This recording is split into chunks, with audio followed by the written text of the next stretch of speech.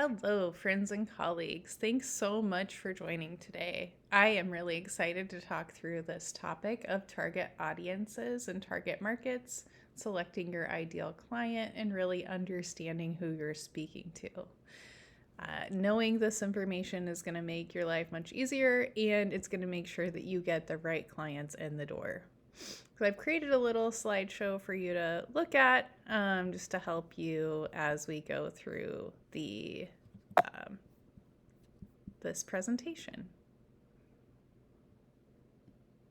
Alrighty, so what is a target audience?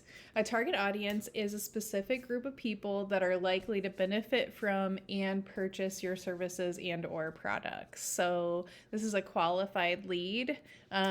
You obviously would not want to be marketing to people who are very unlikely to buy your services or book with you.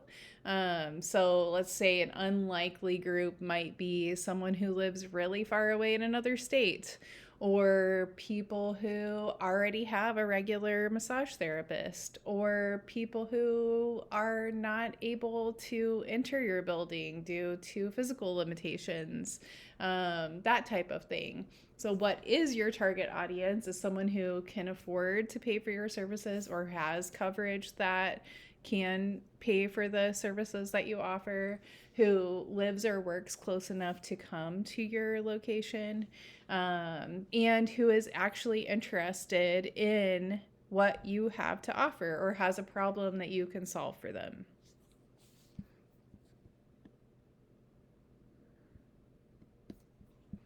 Why is it important to understand your ideal clientele?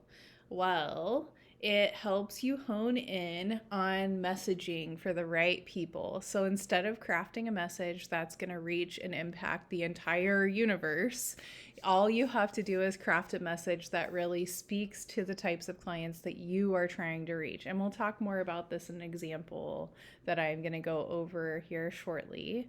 But it's much harder to craft a really insightful, impactful, well-received message for a huge group of people who have varying and differing interests than it is to craft a message for someone that you really understand. So if you think of crafting a message for a certain age group, millennials versus, boomers, that message is going to be really different. The words that you use are going to be different. The meaning behind them is going to be different, so on and so forth. And even where you put that messaging is going to be really different. So understanding your clientele, really honing in on who that is going to help you spend your marketing dollars and your time and resources and energy wisely. So messaging, saving time and resources, making your life easier as far as marketing goes, making your efforts more impactful, and saving you money in the end is why it is super important to understand your ideal clientele. Okay, so we'll go through a quick example here today. I'm trying to keep this video short and sweet so that you don't get overwhelmed, and you can always reach out to me for one-on-one coaching or look into other class offerings that I have if you would like to learn more or dive deeper into this topic or get help crafting your target market. Like and subscribe to my videos as well here on YouTube, and that way you can see anything new that I bring to the channel that might help you with crafting your target market or the messaging for them or whatever the case may be. I intend to continue filming one video a week. There's something that you would like to learn more about, please let me know. You can do that in the comments, or you can email me anytime at massagebusinesscoach@gmail.com with suggestions, requests, questions, that type of thing. Okay, so example is a massage studio called Massage Today. And this is a massage studio that's focused on shorter sessions that can be scheduled the same day for those with busier lifestyles and unpredictable schedules. So we're thinking healthcare providers, nurses, even massage therapists would be a good candidate for this. People with really busy office schedules like digital marketing agencies, things like that. Anybody who has a struggle with planning ahead, which is a lot of people in this world, this would be the type of massage studio that they would want to go to. So our target audience is people who live or work within a 15-minute drive of the business, who have some disposable income or have FSA or HSA cards that they can cover these sessions with. So they need to be able to afford these massages. And people with acute or chronic pain, even high stressful lifestyles, things like that, that would make them need to prioritize self-care.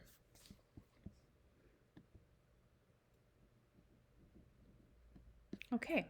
And this is our example customer persona. So this is when we start to get really narrowed in on who our customer is. And for a lot of massage therapists, this can be really difficult because we don't want to leave out anyone. It's hard for us to hone in and really target the ideal person because we're afraid of leaving someone out and missing out on the opportunity or making someone feel left out, whatever the case may be. And I just am here to say, don't worry about that when it comes to marketing. Obviously, if someone that's not in the Nadia group came to you, you are going to allow them to book an appointment if they are, someone that you're willing to work with. But this is going to help you target the people that you actually really do want to work with and the people who are really likely to book with you. So just kind of throw some of those fears and worries out the window for now as you create your customer persona, and you can always expand out from there. You can have more than one customer persona, but I recommend starting with one and kind of building out your marketing strategy based on that. So the customer persona we have today, for example, of the Massage Today business is Nadia. And Nadia is between 30 to 50 years old. She's a marketing director. She lives in Portland, Oregon, and works or lives downtown, which is where the studio is located. Her income is between 90 and 150,000. And if you're not in Portland, then you would need to look at the average income for your area and kind of figure out what income level the people would need to be at in order to afford your services. This is a little bit tricky, but you can do a market research, kind of get a gauge for clients that are coming to see you. This might be a bit high even for Portland, but I think the marketing director realm is probably in the lower end of that 90K, but 90K to 150K is a good range for marketing director in Portland, Oregon, I feel like. So anyway, I won't dive too deep on that. I don't want to take up a lot of time, but it'll take a little bit of market research and your area to understand what the income level should be. As far as married, single, partnered, they can be single or partnered in this case. They could have no children to one child. They might have more, but I think they're more likely to prioritize self-care with less kids at this point in their lives. And then I like to write a bio to kind of get in the head of the customer that I'm trying to target. So I wrote up a little bio that I'll read for you here. Nadia is an independent person and a very busy professional. She works long hours but has some flexibility in her day depending on meetings and commitments, which means she could get a massage in the middle of the day, possibly, depending on what her work commitments are. Even though her schedule is challenging, she loves her work and finds it brings her a great deal of satisfaction. Because she wants to be awesome at everything she does, she has to find a way to balance her stress levels and maintain her energy. So her work days are really long, they're high stress, they're very demanding. She needs to be able to take care of herself in order to maintain that energy at work. She does this through yoga classes. Sometimes she joins friends for the new self-care trend class, such as self-healing, sound healing, or yo massage. She prioritizes health and tends to search for natural solutions. You can find her at natural grocery stores, eco-friendly events, and fresh food markets. She tends to choose brands that her community promotes and finds this information on social media, in-person conversations, and through exposure at local events.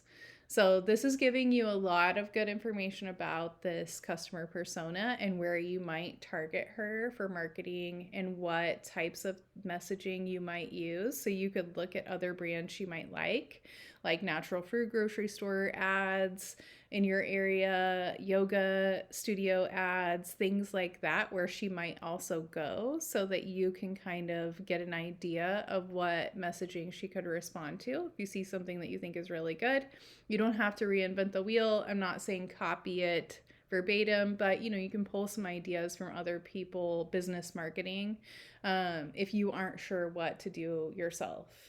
And then I just made a little personality chart here for her. So she's, in the middle of introvert, extrovert, could lead either way.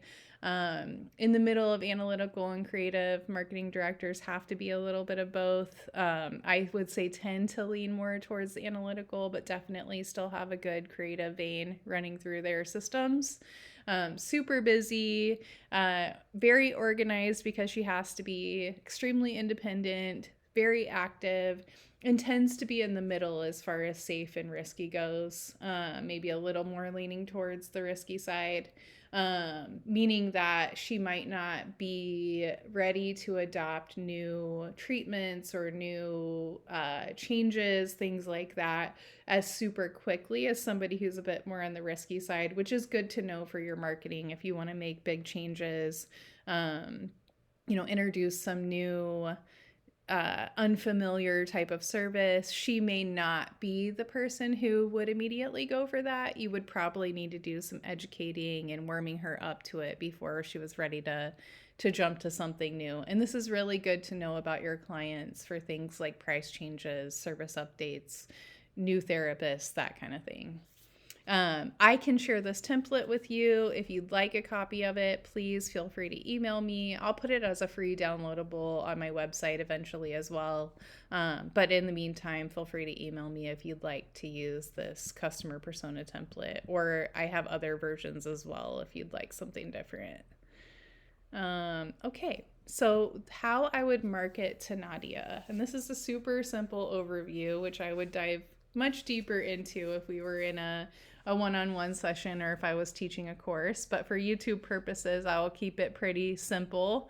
So my website, I would want it to be very easy to use and simple to navigate with very easy booking options.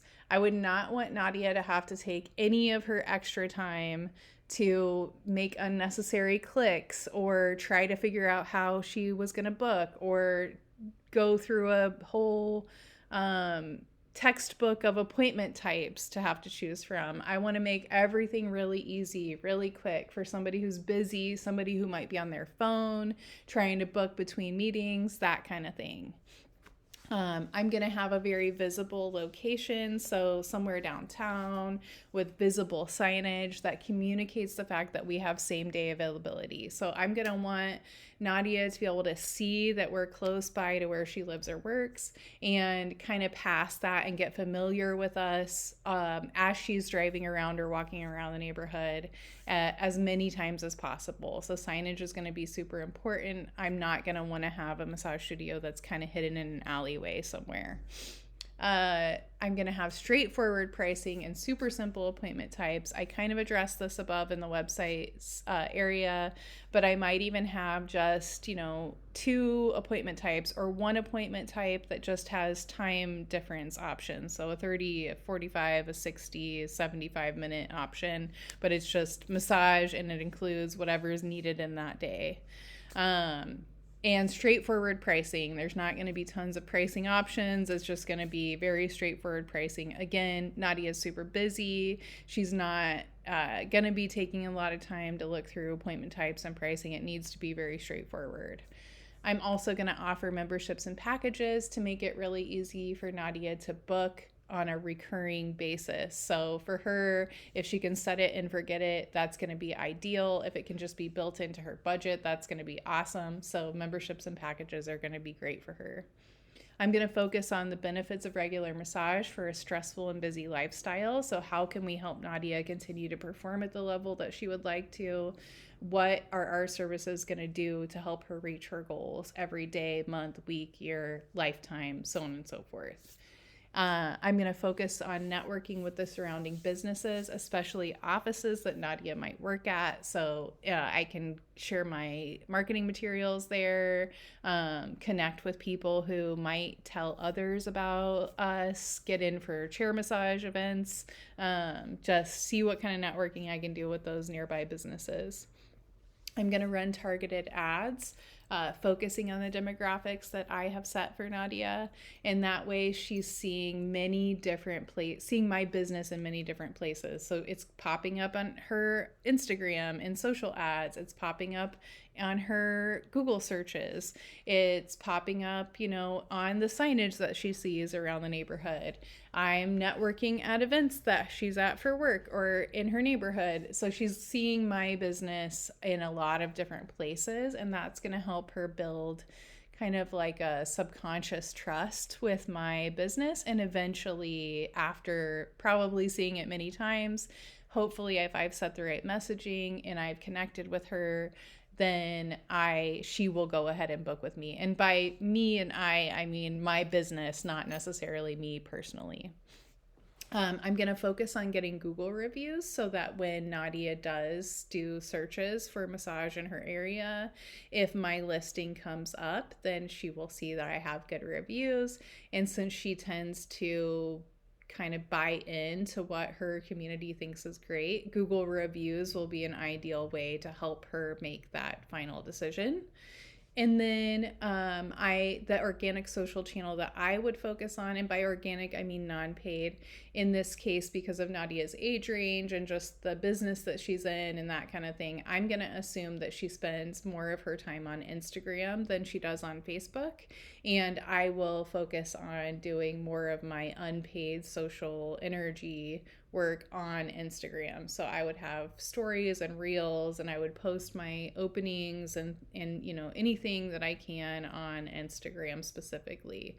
And I know our time is limited as far as massage therapists go. We're often wearing a lot of hats. We're trying to be service providers, sometimes managers, janitors, accountants, maintenance people, so on and so forth, and marketers on top of that. And sometimes it's hard to get into a routine of posting on social. I struggle with it myself for my massage business coaching because I'm just pulled in a lot of directions. So if you want to choose only one channel, just choose the channel that your target audience is on, if they're on any, and put your energy there, even if it's just once a week.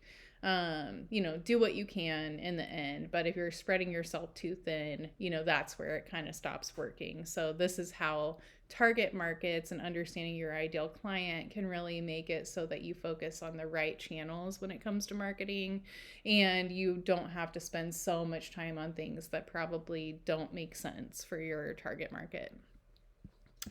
And that is pretty much the last bit of it. So I hope that you found that helpful. It is definitely the quick and dirty version of target market discussions. I would love to hear what you think, what your struggles are as far as deciding on a target market, or how you've had success in focusing on a target market as well. Please reach out anytime with questions. Like I said, check out my website at massagebusinesshelp.com for more information. I have some free downloadables and some super low cost information there as well. But I love working with you, and I really hope this helps you be successful in your practice. And thank you so much for taking the time to watch. I appreciate it. I hope you have a great week, and I will look forward to seeing you all in my next video. And again, not to be cliche, but don't forget to like and subscribe to my YouTube channel. Please share it if you think it's at all valuable. I appreciate you so much. Thank you.